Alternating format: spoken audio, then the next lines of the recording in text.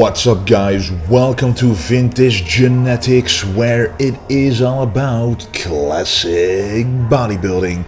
And today is actually a workout with two other people from Germany. So two guys went from Germany to the Netherlands, a 2-hour drive, and actually met them at the FIBO, and before that they sent me an email because this training is actually a birthday present.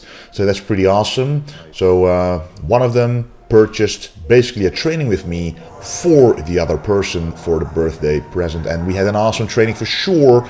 This back workout, starting out with the V-bar pull down, a really great way to start the back workout if you want to work on the thickness but don't want to neglect the back width, because the V shape, the V taper, is very important to keep when you're a classic physique guy, or simply when you want to create an aesthetic physique. You want to have that full stretch at the top and that full contraction at the bottom for sure. Another reason why I love doing a V-bar pull down or a small grip pull down, whatever you want to call it, at the beginning of a back training is because, first of all, you of course work both the back width and the back thickness, but it is a great exercise to really warm up the back width, the back in totality width. Because the back is a very big muscle, it's pretty much in totality the biggest muscle group that you have apart from the legs, but you never train them the same way you train the back in terms of hitting all of those angles for those details in the back. So this exercise really allows you to work when you go upwards the full stretch, and also when you go downwards the full contraction, without having to focus on balancing your body, without your lower back getting in the way, hurting, getting too much of a pump. And most importantly, you won't have to use your arms as much if you use the proper form. As you can see right here, I will not force the weight down. This will be the last set, the heaviest set. So if you have a spotter though, then you can go all the way down beyond failure. But if you don't have a spotter, you simply shouldn't keep going past what your back can do. So don't force the weight down with your arms, because that is one way to really force your biceps into an injury, which is not what you want, because you don't want those biceps to be a limiting factor in your back training. Alright, now the true back thickness workout begins. After warming up the back nice and hard, actually, with a heavy weight, we're starting to do some rowing movements. And the first exercise is the barbell row in a Smith machine. The reasoning that I choose this exercise as a second exercise is because here again, you don't really have to balance the bar as much, but it's a step forward compared to the pull down exercise, because here you do have your lower back to keep in check. You have to keep an arched lower back, keep the tension on there to really make sure that you don't injure it or hurt it, because the moment that your back starts to round, then you know you're doing it too heavy. The form needs to be intact while doing this exercise. So what you want to do is keep your elbows as close as possible to your side, really attacking those lats when doing this exercise, and the grip is underhand to make sure that you use those lower lats as opposed to the middle lats to really work those back muscles in that particular angle. Because for me, I want those lower lat attachments to be worked even more, so the mass right there is bigger, and that will create an illusion of lower lat attachments. Because when I look at my back, for example, when doing a back double biceps, I can see that my lats actually attach pretty low, but from the front they look to attach higher than they actually do. So creating more mass on the lower part of the lats will appear them to look attached lower from the front. It's all about illusions. And right here you can see that we are doing a drop set with this exercise, which is something you cannot really do during a regular bent over row or a barbell row without the use of a Smith machine. Of course you can do it, but most likely your lower back will give in first, and here it really is your lats. And then the next exercise, a one arm barbell row. Pretty much like a T-bar row, but then you're using just one arm, but it feels very, very different. And honestly, I got inspired doing this exercise by John Meadows, the Mountain Dog. Do follow him on YouTube or Instagram. He has a great wealth of knowledge about bodybuilding in general.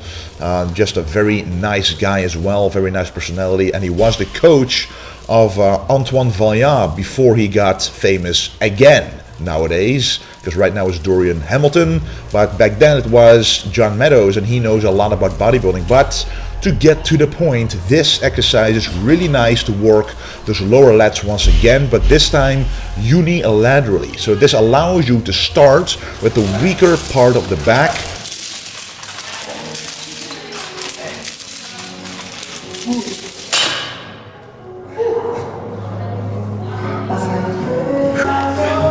So we're going to do 3 sets of this one. So this is the last set. Okay. I do make workout plans for people, and they often say that they have an imbalance in muscles. For example, a smaller lat than the other, or a smaller pec than the other. And the only way to fix that is by doing it unilaterally. So what you see me doing here, I started with the left side, as that is my weaker or smaller side, and then I matched the reps with the stronger side, which is my right side. And if you also see, I attached a chain to this movement, and that allows for dynamic resistance. So the higher I pull this bar upwards, the higher the resistance will be. And that is a great way to also add a different spice to your workouts. Just attack the muscle in a different way, in ways that it's not used to, which is something you have to do after having trained seriously for a couple of years. You can implement changes like this to really spice up the workouts. And very important too is that you shouldn't overexert yourself on exercises like this, because you can see right here that this is a little bit too heavy for this athlete right here. His lower back isn't as arched as it should be, but of course, since we are training together, they all wanted to do pretty much the same weight. So you can notice that sometimes the form isn't exactly where it needs to be. But then again, you have the famous cheat curls or cheat reps, which you can use to further go beyond failure without actually messing up the form too much. Because if that would be the case, I would have, of course, intervened. And then we move on to the wide grip seated row, a very nice exercise to target the middle traps, which is also something that I want to work on.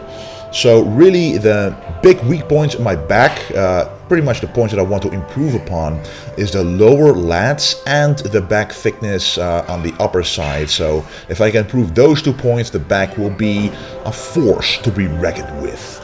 But having a wide grip on this row enhances the way that you hit the middle part of the back instead of the outer part of the back, because the wider your grip is, the more the tension shifts to the inside of the back. So that's what you got to remember. If you would always be doing a small or narrow grip row on this seated one, you would feel it in your outer lats a lot more, aka the V shape, which of course isn't a bad thing, but once you've got that, you really got to focus on the back thickness. And what I'm doing here is I'm really focusing not on the weight, but on the form. I want my shoulder blades to be able to retract backwards, because the moment that I cannot do that anymore, it simply becomes too heavy. And this again is where a spotter comes in handy to help me with those last couple of inches to make sure that the back thickness is being worked and not just the back width. Alright, and then the final exercise for the back, an isolation movement. The cable pullovers, which I'm not going to do as heavy as I usually do, because I want to focus mostly on the contraction of the back, and that's all I want to focus on here. Not too much a stretch. Of course, the full range of motion is still applied, very much alive here, but you don't want to focus on the stretch too much. It should be there, but what you want to focus on is keeping a full contraction.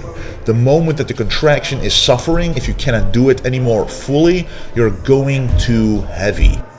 What you also want to do is move your upper body along with the movement that you're making. So what I mean with that is that when you stretch out your lats, your upper body actually drops down, enhancing that stretch. And the moment that you want to contract the back muscles, your upper body goes upwards to enhance the contraction. That way you have an optimal movement and usage of those back muscles, which enhances, of course, the hypertrophy effect of those little muscles you normally cannot hit. And then it is time for the bicep exercises. I'm only going to do 2 of them. The concentration curl is the first, the most classic bicep exercise there is. Basically, at least if you have watched Pumping Iron, this is, to me, at least the most famous exercise you can do for the bicep. So what you really want to focus on here is the peak contraction.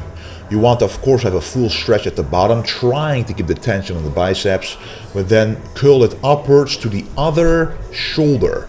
So if you do that, your arm will move in such a way that you enhance and contract the peak to the max, which is exactly what you want to work when doing this exercise. This one works like the part of the bicep, like this part, to get the thickness from the front. So you're really gonna want to contract it as hard as possible here. The next movement and the last movement is the rope hammer curl. As I explained briefly, this really targets the outer bicep or the brachialis part of the bicep, which also lies beneath the 2 bicep heads. And if you work that, if that becomes bigger and thicker, the bicep will look thicker from the front. It will look wider. So this isn't for the peak, this is more for the overall mass of the biceps. And this exercise is a great way to utilize full range of motion and tension that will remain throughout the full range of motion if you do it correctly. You also don't want to go too heavy here because you will use too much front delts to curl up the weight. So if you use a moderate weight that you can do at least 12 to 15 reps with, you're doing it the right way.